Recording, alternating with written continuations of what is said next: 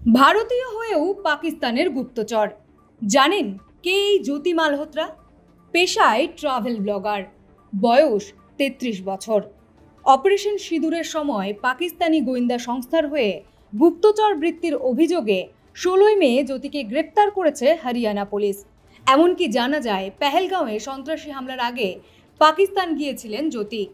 Police জানিয়েছে জ্যোতির একটি ইউটিউব চ্যানেল রয়েছে যার নাম ট্রাভেল উইথ জো, যার ৩,৭৭,০০০-এরও বেশি সাবস্ক্রাইবার এবং ইনস্টাগ্রামে ১,৩২,০০০-এরও বেশি ফলোয়ার রয়েছে। দিল্লিতে পাকিস্তান হাইকমিশনের একজন কর্মকর্তার সাথে গোপনীয় তথ্য শেয়ার করার অভিযোগে তাকে আটক করা হয়েছে বলে পুলিশ জানিয়েছে। ভারতের গোয়েন্দারা জানাচ্ছেন, ভারতের মাটিতে গুপ্তচর হিসেবে কাজ করার জন্য সম্পদ হিসেবে গড়ে তোলা হচ্ছিল জ্যোতিকে।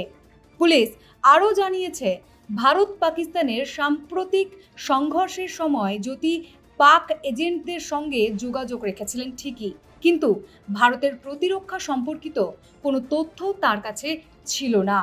জ্যোতি মালহোত্রার বাবা হরিশ কুমার মালহোত্রা হরিয়ানা বিদ্যুৎ বোর্ডের একজন অবসরপ্রাপ্ত কর্মচারী, আর জ্যোতি গুরুগ্রামের একটি কোম্পানিতে কাজ করতেন। কোভিড-19 মহামারীর সময় তিনি সেই চাকরি ছেড়ে দেন এবং প্রায় ৩ বছর আগে একজন ট্রাভেল ব্লগার হয়ে ওঠেন। পুলিশ জানিয়েছে, তার বাবা মাকে তিনি দিল্লি যাচ্ছেন বলে ৬ই মে হিসারে তার বাড়ি থেকে বেরিয়েছিলেন। সোশ্যাল মিডিয়া থেকে জানা যায়, বাইক চালানো এবং একা ঘুরতে যাওয়া জ্যোতির বিশেষ পছন্দের। পাকিস্তান ছাড়াও ভুটান, ইন্দোনেশিয়া এবং চীন সহ বিভিন্ন দেশে ঘুরেছেন এই ভারতীয় পাক গুপ্তচর তরুণী। হিসারের পুলিশ সুপার জানিয়েছেন, জ্যোতি স্পন্সর্ড সফরে একাধিকবার পাকিস্তানে গিয়েছিলেন। এমনকি পেহেলগাঁওয়ে হামলার আগেও তিনি পাকিস্তান গিয়েছিলেন।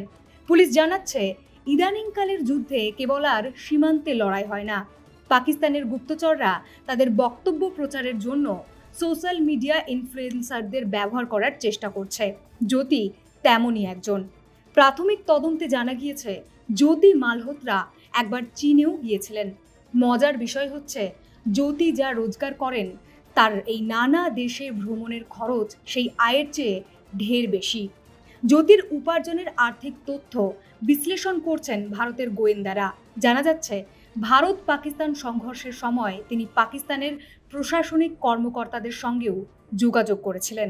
পুলিশের অভিযোগ, জ্যোতি মালহোত্রা নিয়মিত পাকিস্তানি গোয়েন্দাদের সঙ্গে হোয়াটসঅ্যাপ, টেলিগ্রাম এবং স্ন্যাপচ্যাটের মাধ্যমে ভারতের গোপনীয় তথ্য শেয়ার করতেন। জ্যোতি মালহোত্রার ইউটিউব চ্যানেলে তার পাকিস্তান সফরের অসংখ্য ভিডিও রয়েছে, যার শিরোনাম Indian girl in Pakistan, Indian girl exploring Lahore এবং ইন্ডিয়ান গার্ল অ্যাট কটসরাজ টেম্পল। তদন্তকারীরা বলছেন, প্রাথমিকভাবে সোশ্যাল মিডিয়ায় পাকিস্তানের ইতিবাচক ভাবমূর্তি উপস্থাপন করার দায়িত্ব দেওয়া হয়েছিল জ্যোতিকে। এমনকি সন্দেহ এড়াতে জ্যোতি মালহোত্রা একজন পাক কর্মীর নাম জট রন্ধাওয়া নামে সেভ করেছিলেন বলে জানা গিয়েছে। কেন্দ্রীয় গোয়েন্দা সংস্থাগুলি পুলিশকে এই বিষয়ে গোপন তথ্য দেওয়ার পরই জ্যোতি মালহোত্রাকে গ্রেপ্তার করা হয়। জ্যোতি যে পাকিস্তানিদের সঙ্গে ক্রমাগত যোগাযোগ রাখছিলেন বলে জানা গিয়েছে, তাদের মধ্যে আছেন এহসান উর রহিম ওরফে দানিশ। দানিশ নয়াদিল্লিতে পাকিস্তান হাইকমিশনের একজন কর্মচারী। গত বছর দানিশের সঙ্গে ভারতে পাকিস্তান হাইকমিশনে একটি বিশেষ ইফতার নৈশভোজেও অংশ নিয়েছিলেন জ্যোতি। মাস দুয়েক আগে জ্যোতি পাকিস্তান থেকে একাধিক ভিডিও এবং রিল পোস্ট করেছিলেন। লাহোরের আনারকালি বাজার, কাটাস রাজ মন্দির এবং সারা দেশে বাসে চেপে সফরের নানা দৃশ্য দেখিয়েছিলেন তিনি। ভারতীয় ও পাকিস্তানি সংস্কৃতির তুলনা এবং পাকিস্তানি খাবারের গল্পও করেছিলেন। ২০২৩ সালে জ্যোতি মালহোত্রা কমিশন এজেন্টদের মাধ্যমে ভিসা ব্যবহার করে প্রথমবার পাকিস্তান যান।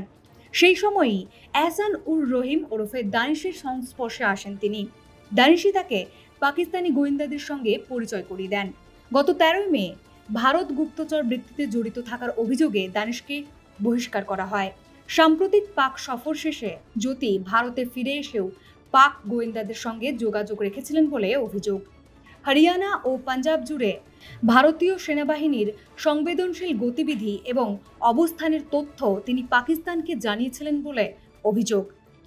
পাকিস্তানে তিনি যে দুবার গিয়েছেন সেখানে এহসান উর রহিমের সহযোগী আলী আহওয়ানের আতিথেয়তায় তিনি ছিলেন বলে জানা গিয়েছে।